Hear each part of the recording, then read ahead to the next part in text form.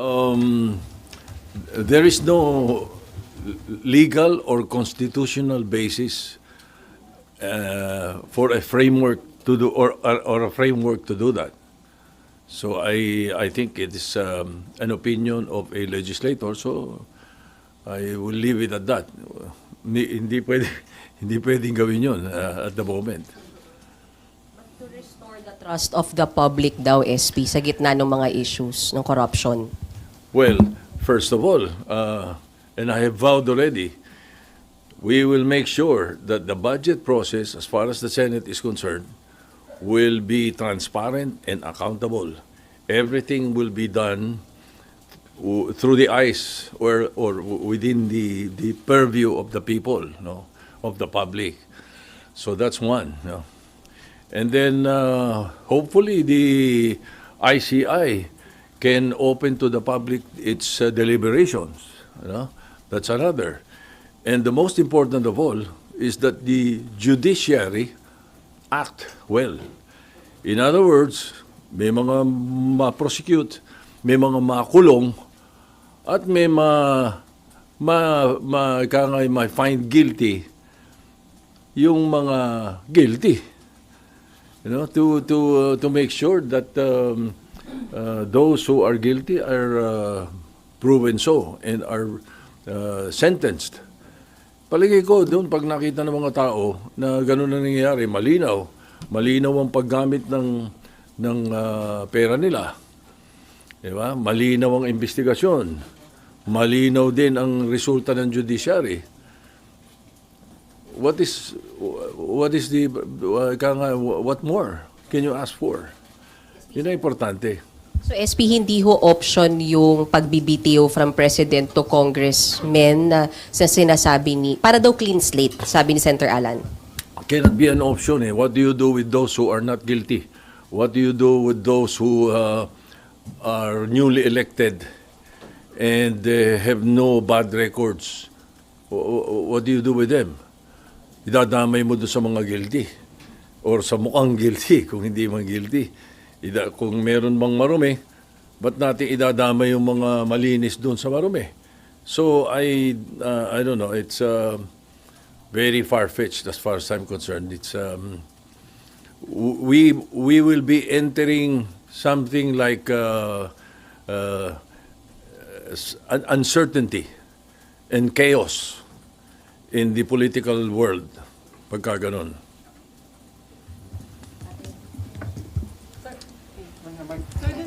Nakausap na ho ba kayo ni Senator Laxon tungkol po dun sa balak niyang resignation? Tinanggap na ho ba yung resignation niya as chairman po ng Blue Ribbon Committee? Salamat po.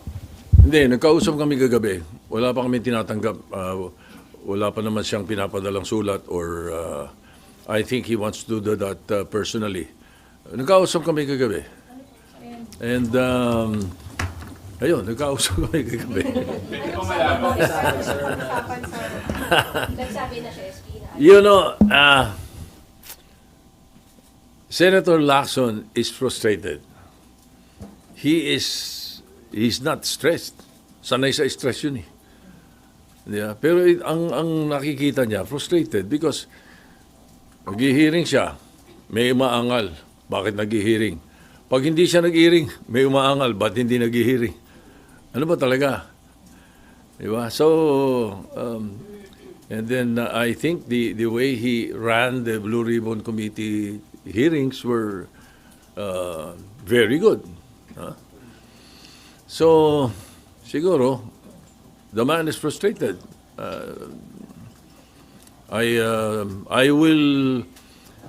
I will support whatever decision he makes, and I will accept whatever decision he makes, and he has my 100% support, whatever it is.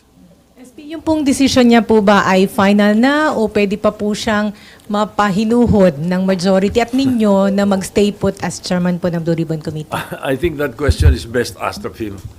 I cannot answer for him. Pero sir, anong sense ng majority? We can only hope for the best. Opo, pero sir, ano po ang sentiment, sir, ng majority bloc? Sabi niyo po, you're in touch with them. Ano po ang sinabi nila? Gusto ho ba nilang manatili si Senator Laxon o gusto nilang mapalitan? Karamihan, hindi naman ko komentaryo iba pa, pero yung karamihan ay sinasabing nila na baka pwede pa makausap si Senator Laxon. Para po. To stay. Kasama ba yung sa napag-usapan niya? Sinabi niyo po ba sa kanya to reconsider his decision? Hindi, because I was checking on our WhatsApp group, after Senator Laxon and I talked already. It was late in the evening, last night.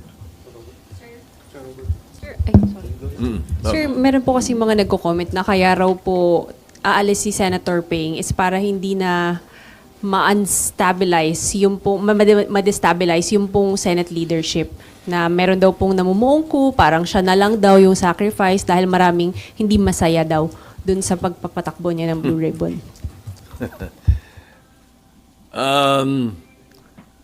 Everybody's entitled to his own opinion, so whatever they say, it's up to them if that's their opinion. But as far as I'm concerned, and my opinion is, the Senate is stable, both majority and minority. I am very sure that the Senate is stable, and we will make sure, under my leadership, we will make sure that everything will be transparent, everything will be accountable. So, what do you make of those rumors na merong attempt to unseat you and install a new leadership? Hindi ko alam kung saan nanggagaling eh. Alam mo naman dito sa Senado, pagka nanggagaling sa social media yung kwento, hindi ka, madaling kumalat dahil social media, pero I don't see it coming from anywhere. In fact, the other day, nagkausap kami ni Senator Alan at nababanggit na rin yan eh. Sabi niya nga, siya mismo nagsabi sa akin, wala naman akong kinakausap kahit sino eh, sabi rin niya. And you believe him, sir? And you believe him, sir? And you believe him, sir? Yeah, I believe him. Sir, yung pong napag-usapan ninyo sa majority regarding dun sa leadership po, nag-loyalty check ba kayo or sila mismo kinausap kayo after hearing the story na sa inyo pa rin yung suporta po nila? Nagkakausap-usap naman kami. Pagka mayroong mga lumilitaw na ganyan, I get messages from some of them saying na, ano ba yan, we should listen to that, mga ganun-ganun. Yeah, no need for a loyalty check. How confident are you, SP, that the majority still... How confident are you, SP, that the majority bloc still supports your Senate presidency? I'm quite confident. But as usual, any senator who is elected into the leadership only serve at the pleasure of your colleagues, of your peers. So we always leave it at that. But as far as I'm concerned, and as far as I know now, I'm quite confident that we are stable and the leadership of the Senate is well in place. May interviews kay Senator JV na parang may lumabas na mga reports na may balak siyang kumala sa majority. May ganun hubang na sabi po sa inyo? Paulit-ulit si JB, sinasabi niya na nung araw pa yan, rehash daw yan eh. And he was interviewed and quoted that, I think about more than 2 weeks ago, when the issue of the interview of Senator Laxon mentioned about certain insertions of some senators, or almost all like that. Parang ganun yung ganabi. That was the reaction of Senator JV the following day. But after that, when I explained what insertions and amendments are and how it is really placed in the budget, at yun yung mga nabanggit na yun, ay karamihan naman yung amendments, it all settled down eh. So, the issue that is being placed in social media and some mainstream media reports about Senator JB, I am very sure that he will deny it now. He did say that before, but in fact, I was on the phone with him yesterday, telling him about plano ni Senator Laxon, and he was quite worried. Sabi niya, mahirap pag-usapan natin, parang gano'n. And then he also, he told me na baka iniisip ni Senator Laxon yung mga nilalabas sa media tungkol sa sinabi ko, baka that influences him, sabi ni Senator JV. That's an old rehash, sabi niya. Wala akong sinasabing ganun. And I think he talked to Senator JV called Ping to tell him that.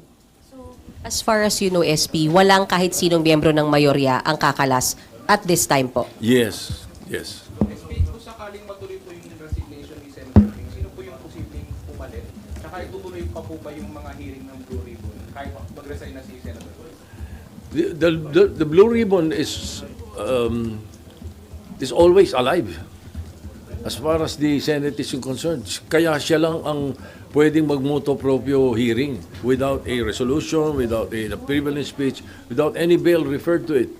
Motu proprio by the chairman. Kaya laging buhay ang Blue Ribbon. Hindi mawawala yan. Hindi nawawala yan. Maaaring napopostpone kuminsan, suspend, but it is always ongoing. Now, if indeed Senator Laxon resigns, his candidate would be a very good, it would be something to consider. But we will leave it up to the members of the majority. We'll talk about it first. We'll cross the bridge when we get there. Pero sir, yung flood control investigation, ipagpapatuloy pa rin po ba? Siyempre, kung ano yung mga dapat maipadala na namin. Meron kami mga nakuha na marami ng informasyon na nakuha. Ang importante dito, ipadala ito sa ICI and the DOJ so that they continue with, it can aid them in their the performance of their mandates. Laking tulong yun, palagay ko, sa kanila. SP, kayo po ba personally, meron po kayo, sir, nasa harap na ako. SP, kayo po personally, meron kayong pick for the Blue Ribbon Chair, for the meron po kayong gustong choice ninyo for Blue Ribbon Chairman?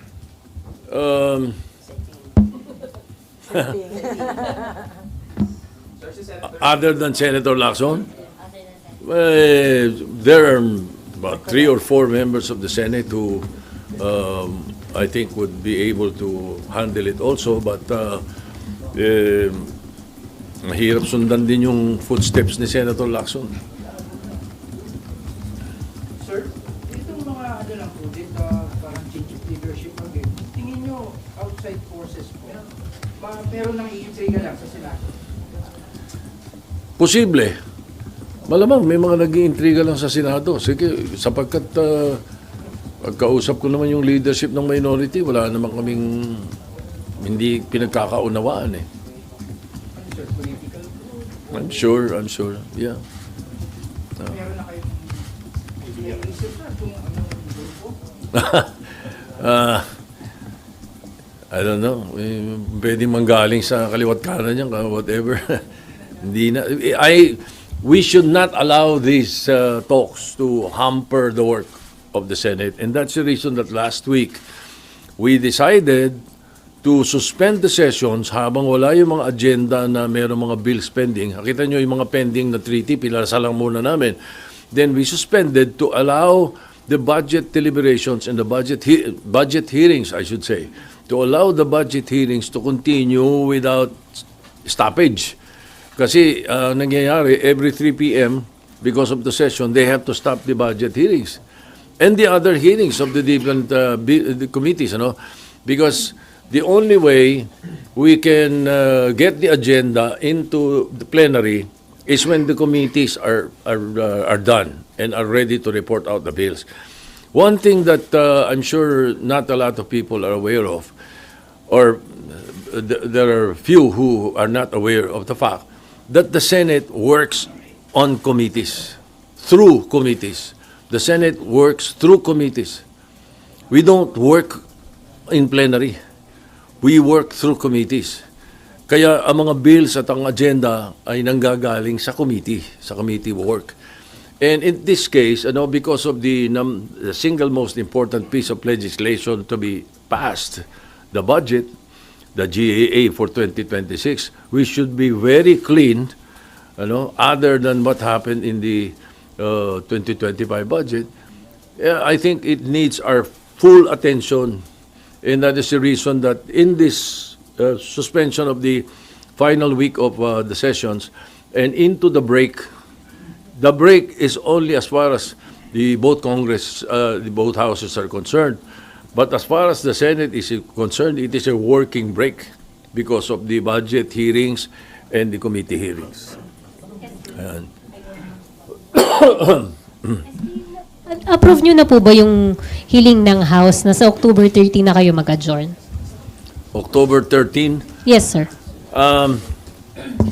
they sent me a notice, and that is prescribed in the Constitution, na kapag merong nag-adjourn na isang House, kailangan merong 3 days notice yung isa kung siya ay mag-a-adjourn ng maaga or mag-a-adjourn ng delay. The maximum allowed is 3 days. And that is the reason that they will adjourn on the 13th, but we will adjourn on the 10th. Okay?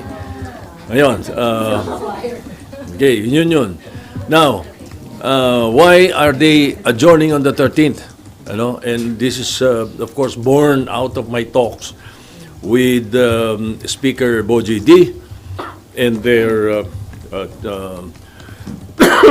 majority leader and their minority leader and the chairman of the appropriations, Congresswoman Representative Swansea. Ang napag-usapan is they will not be given by the President the certificate of urgency. So they needed that instead of passing on second reading on the 10th and passing on third reading on the 10th, because they can only do that if there is a certification of urgency by the President.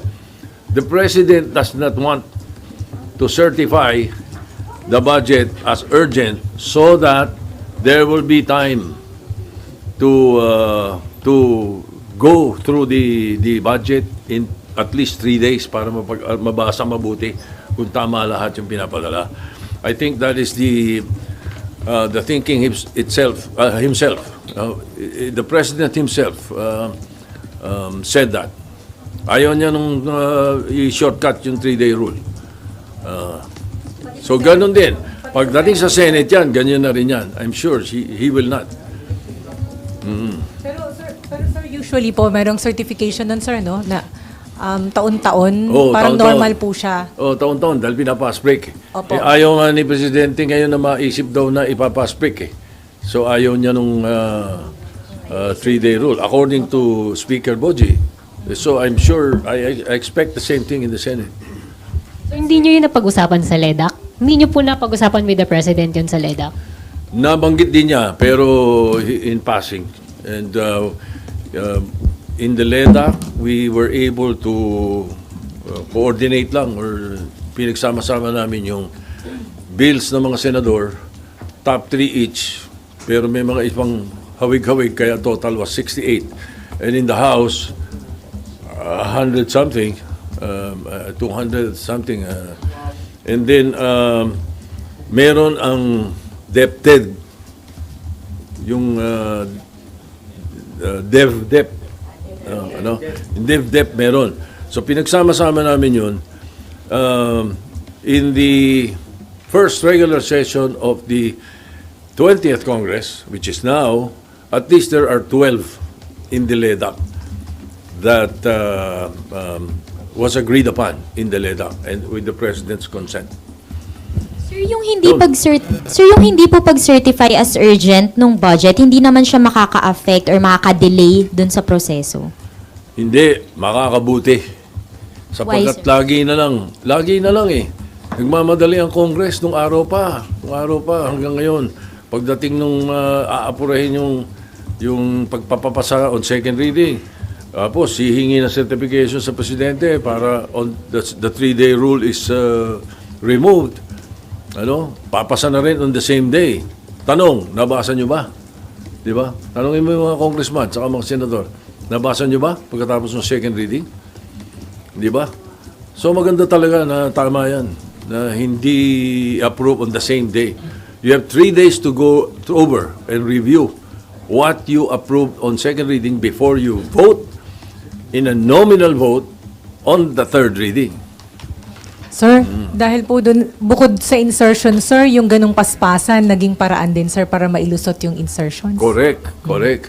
Pag hindi inapprove on second reading, at somewhere along the way pinasok ang amendment or in the BICAM, pinasok insertion 'yun. 'Yun ang insertion. 'Yun ang hindi natin dapat tinotolerate, Kahit anong ganda ng insertion. Sabi mo, pagpapagawa ng ospital sa kung saan lugar. Ang importante is you do it in plenary so talagang naka-record kung sino nag-propose, ano pinropose, at saan kukunin yung pambayad doon sa pinopropose niya. Maliwanag, Hindi yung nangyayari ng mga nakaraan which was highlighted by the 2025, Kaya pumutok lahat ito dahil sinabi ng presidente bigla sa SONA na nagulat siya ro sa 2025 budget Biglang yung unprogrammed hindi mo alam sino naglagay, saan ang galing, sinong gumamit, di ba? So, and again, I have discussed it with our chairman of the Committee on Finance. We will, as much as possible, and if possible, 100% no unprogrammed funds. Sir, anong decision po dyan, sir? Oh, yeah. Oh, kami ni Senator Gatchalian. So, final decision na yan, Yeah, sir? we will make sure that when we discuss the budget finally on second reading, before third reading, there should be no unprogrammed funds. I-program natin kung anong kailangan ng executive, ano talaga dapat, i-program natin. Paano yung mga Para maliwanag, kitang-kita, hindi yung pagdating ng nakapasa na yung budget, biglang, ganyan, pwede rito, ganito, pwedeng ilipat dito. Hindi pwede yun. Sir, paano po yung mga foreign assisted daw? Hindi natin gagalawin yun. Yung foreign assisted lang ang i-allow natin doon sa tinatawag na ang program funds. Yung lang foreign assisted. Wala nung singit. SP, SP sa net po ba may UA agad? And would you know kung magkano yun ngayon for 2020? I have to check. I think you'd better ask Senator Gatchalian that question. Medyo ano yan. I will be talking off my hat if I answer that. And I answer it wrongly. Nako. SP, sorry, hindi pa rin ako naka-move on kay Senping. Sir, yung tawag niya sa inyo kahapon, SP, nagpaalam na siya formally na bababa na siya ng Blue Ribbon. Can we say that?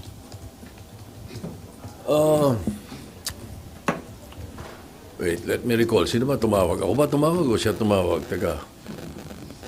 No, I sent him a text. I said, can you take a call? He called. No. And then I said na ano ba partner yung sinabi mo sa media? Sabi nga niya. Sabi niya, hindi, magsasabi talaga ako sa'yo. Sabi niya, natanong lang ako. Parang like that, And then, it's very frustrating. Alam mo naman, sabi niya. Ganun yung conversation namin. And the rest of the conversation is private conversation. You should not ask.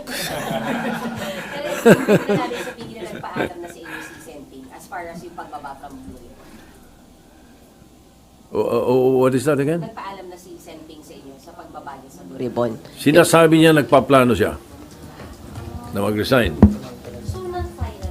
Well, until I receive the letter or he stands up on the floor and says he's resigning, he plans to resign. That's the accurate phrase. He is planning to resign. Pero sa plenary lang po siya pwede mag-resign? Ha? Sa plenary po siya? Pwede siyang sumulat. Pwede rin sa plenary. Pero what will happen is that we will, if he does that on the floor or he sends a letter, the only time he is deemed resigned is when we elect a new chairman. Di ba? Technically. Dapat sa floor. Unless he says, no, I'm resigning now. And I'm sending the letter na, unless he does that, then bakante bigla yung yung Blue Ribbon. Yung caucus po sa Wednesday, SP, doon mapapag-usapan if ever itong pagbaba niya at kung sino yung papalit. Pwede Sino ba? may sabi sa'yo may caucus sa Wednesday? Sir, sinabi niyo sa group natin. Sinabi ko ba? Wednesday or Thursday? Oh, yun, merong or Thursday. No, I'm not sure. Maybe Wednesday. Tinatanong ko muna kung ano yung preferred nung aming mga kasama. You know, I lead by consensus. Alam mo naman tayo, hindi. SP, sorry. Kailangan ko itanong. So, sa Friday, wala po tayong ine-expect na palitan leadership sa pag-resume po at sa bago magsara yung mag-adjourn po? Wala kaming ini-expect na ganun. SP po lang po. Sakali po na mag-resign nga po or mag-video sa pwesto si Senator Ping, ano po bang mangyayari doon kila Curly Discaya, kila Bryce Hernandez na nasa under custody? Yung mga naka-contempt, they're still under contempt. Their contempt stems from the Blue Ribbon Committee, not from Senator Laxon. So they remain in contempt. At saka ano yun, mas mabuti para sa DOJ yun, at saka sa ICI, sapagkat pag kailangan sila, hinihiram lang sa Senate, nagpapaalam na sa akin. And I informed the Blue Ribbon na pinapadala sila ron para iniimbestigahan tapos babalik dito. Kung wala na yung contempt nila, baka mahirapan tayong hagilapin sila pag kailangan sila ng DOJ. Sir, sabi po ni Senator Laxon, dun sa supposedly hearing po, sir, maaga pa. Sir, sabi ni sabi ni Senator Laxon, sir, dun sa sana ay hearing on Wednesday, na-cancel lang po. Meron siyang tentative na listahan po ng imbitahin and kasama doon sina Congressman Zaldico and Congressman Romualdez. Sir, kung itutuloy ang investigasyon, are you inclined to sign the invitation po? We will leave it to the mahirap manghula ng pwedeng mangyari. So we leave it to the new chairman if there's going to be invitations. But as far as I know, I was not aware of that really. Ang alam ko, kaya biglang sana tumatawag ng hearing, request ni Senator JB. Meron silang mga district engineers or mga DPWH employees na gusto niyang ipaimbita. Yun ang pagkakaalam ko. Pero sir, announce Kasi saldi ko, paano mo imbitahin yun? Nasa ano? Yun nga, sir. Pag hindi po na-serve yung invitation, sir, that would be followed by with the subpoena and Usually, arrest. kung medyo naman tayo, usually invitation. Pag hindi inono ni invitation, show cause, order. Maganda explanation, wala kang magagawa. Hindi maganda explanation or hindi natin gusto yung explanation, then subpoena kasunod. Pero sir, announce na po rin ni Senator Laxon last week sir, na iimbitahin po sina Congressman Zaldico and Congressman Romualdez. So, Ganun na procedure nun. If that is, if it will push through or if it would have pushed through. pero sir, kasi congressman pa rin si Congressman Romualdez, Congressman Zaldico is no longer. So, Parliamentary ethics na pwedeng pagdaanan doon. Isaldi ko, hindi na. Opo. Wala ng parliamentary ethics yun. so pag-uusapan niyo pa po sir sa majority block kung padadala ng invitation si Congressman Romualdez o basta in-endorse po ng Blue Ribbon Committee, you'll sign? But siyempre kung ano sabihin ng Blue Ribbon Committee. Okay. Oh. SP, do you share yung frustration po ni Senator? To a certain extent.